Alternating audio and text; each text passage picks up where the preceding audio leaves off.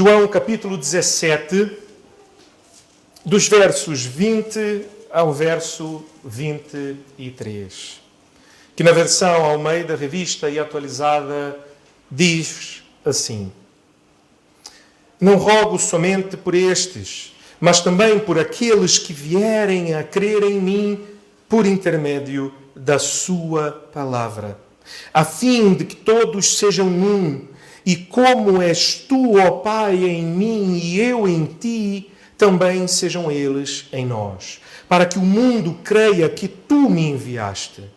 Eu lhes tenho transmitido a glória que me tens dado, para que sejam um como nós o somos, eu neles e tu em mim, a fim de que sejam aperfeiçoados na unidade, para que o mundo conheça que tu me enviaste e os amaste, como também amaste a mim.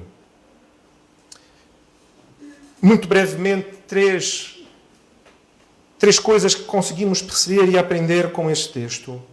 Ao olharmos rapidamente logo aqui no começo, nós percebemos que Jesus, e esta é uma oração de Jesus, praticamente todo o capítulo 17, e nós vemos aqui já no começo do verso 20, Jesus a dizer: eu não rogo somente por estes, ou seja, não apenas estes discípulos que cá estão comigo neste momento em que oro e que meus olhos conseguem ver e vivem neste tempo em que também vivo, mas também por aqueles que vierem a crer em mim por intermédio da sua palavra.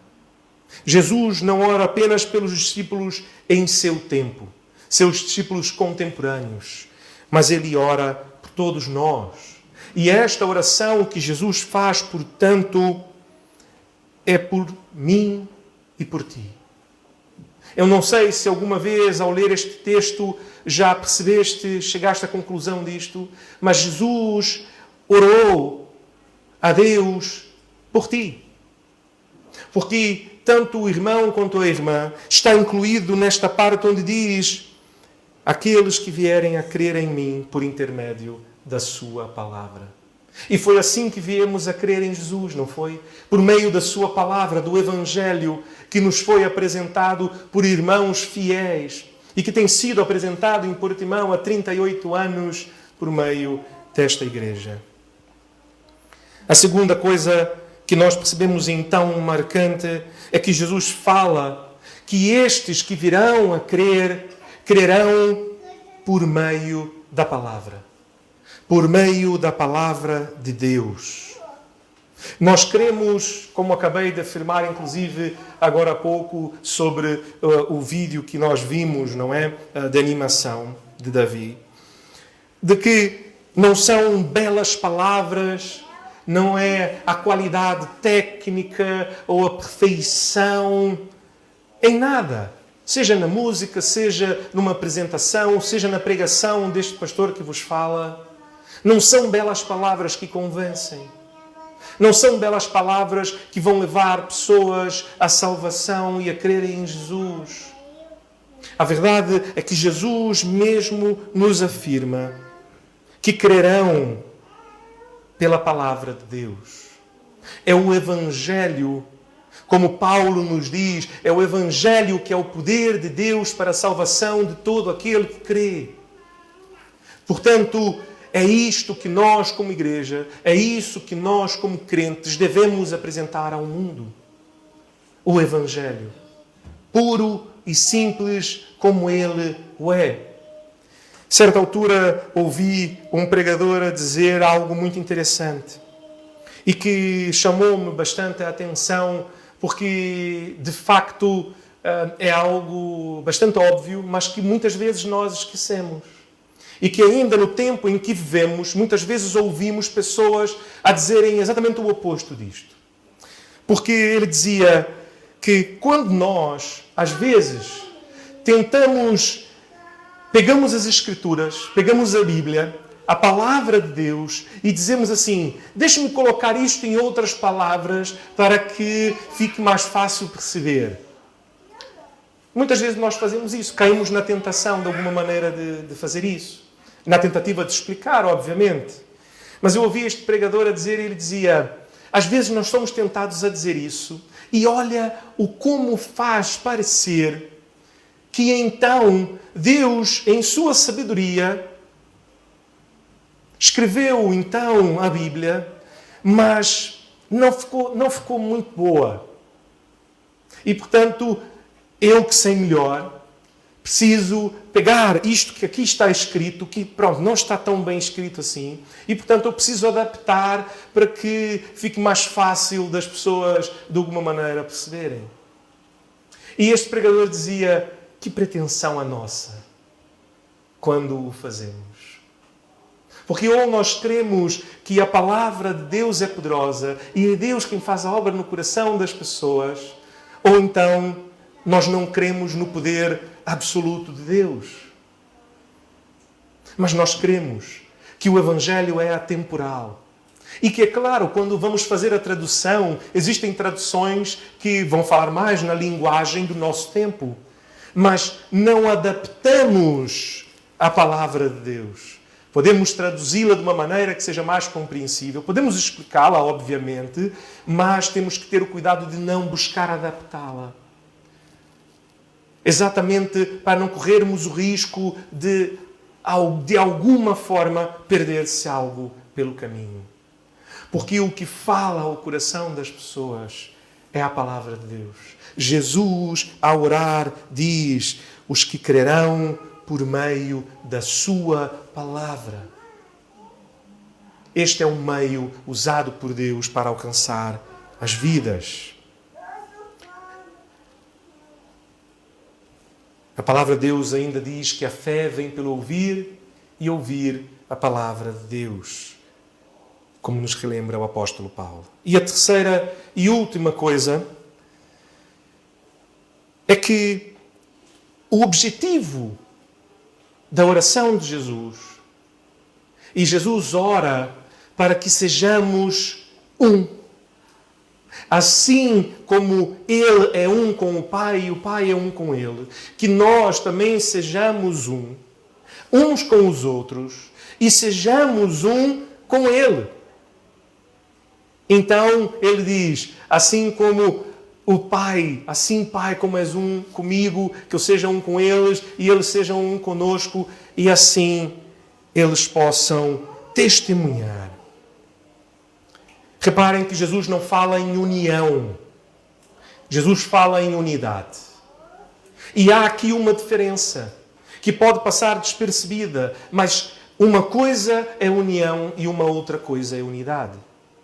Podemos estar em união, a trabalhar unidos nesse sentido de união, sem ter necessariamente unidade. Sem ter necessariamente uma unidade de pensamento, uma unidade de coração. Mas o nosso chamado e a oração de Jesus não é para que apenas trabalhemos juntos, no sentido de união, mas para que tenhamos um só coração e uma só mente. E este um coração e uma mente, aqui fica claro novamente, porque ele diz, crerão por conta da palavra de Deus. Que o nosso coração e a nossa mente estejam cheios da palavra de Deus. Então, que sejamos, não andemos em união, mas andemos em unidade de pensamento. E qual é a unidade de pensamento e coração? É a palavra de Deus, é o Evangelho. É a nossa caminhada com Jesus. E porquê, então, a nossa conclusão? Porquê é que Jesus ora não só por estes, mas pelos que virão a crer? Porquê é que Ele nos ora para que as pessoas conheçam a Deus por Sua palavra e diz que as pessoas conhecem a Deus por meio da Sua palavra? E porquê é que Ele ora para que tenhamos união? Ele mesmo conclui aqui no verso 23 a dizer: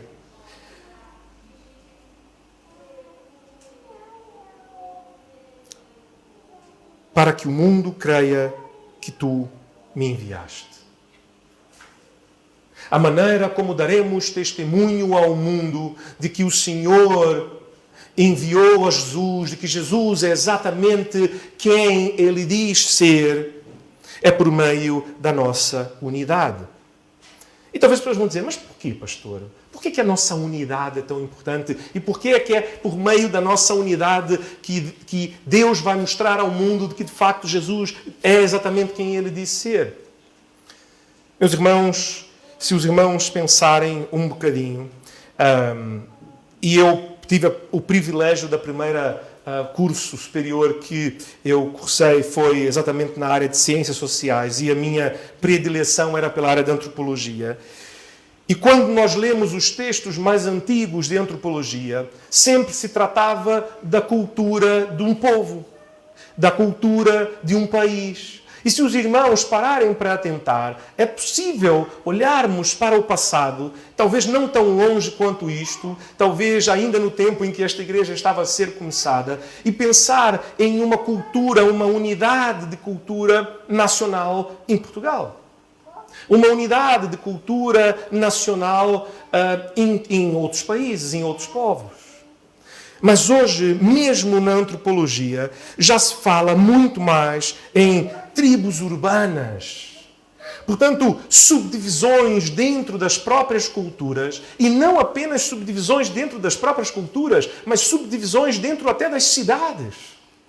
E, portanto, tornando cada vez mais difícil se falar em uma unidade de cultura nacional, uma unidade de cultura de um povo, mas como um misto de grupos culturais diversos dentro de uma mesma cultura. Estamos cada vez mais separados.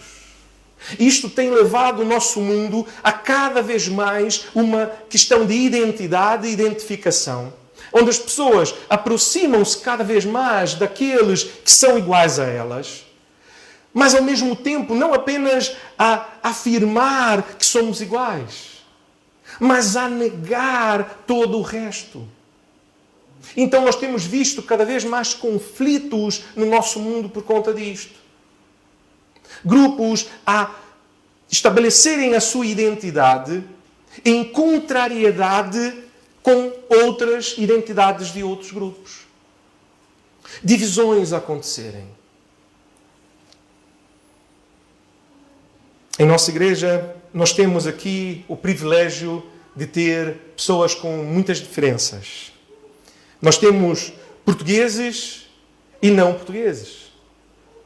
E entre os portugueses mesmo, nós temos portugueses nascidos em Portimão, temos portugueses nascidos em outros sítios em Portugal, temos portugueses nascidos em Angola, temos portugueses nascidos no Brasil e também temos não portugueses. Temos irmãos de Guiné, de Angola, do Brasil, da Argentina, da Grécia. Portanto, temos irmãos de vários sítios do mundo. E não apenas temos irmãos de vários sítios do mundo, mas temos irmãos também espalhados pelo mundo. Nós temos irmãos neste momento que ainda fazem parte, inclusive, da nossa comunidade. Ainda fazem parte da nossa igreja, ainda são membros da nossa igreja, que estão na Noruega, que estão na Suíça, que estão no Brasil, espalhados por Portugal, em França. E que a nossa diversidade, então, como igreja, que esta diversidade, que foi o Senhor quem trouxe a esta igreja, este grande privilégio desta diversidade, que conforme Jesus mesmo orou e estabeleceu, que esta diversidade não impeça a nossa unidade em Cristo. Pelo contrário, Jesus diz que a fim de que sejam aperfeiçoados na unidade.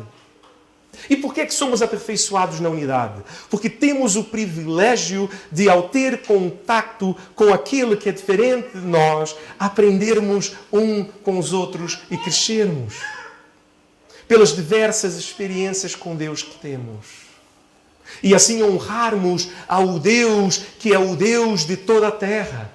É o Deus que chama pessoas de todo povo, tribo, língua e nação, e que no céu teremos pessoas de toda a terra, de todo povo, toda língua, toda nação. E viveremos eternamente em unidade diante do Senhor, apesar da nossa diversidade.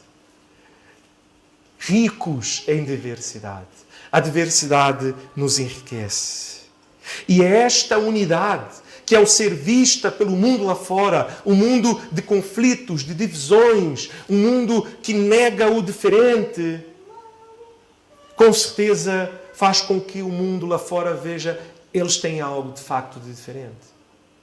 E então nós temos a oportunidade de dizer que não é por nós, porque de facto a nossa carne quer aquilo que é confortável, a nossa carne quer aquilo que nos é familiar.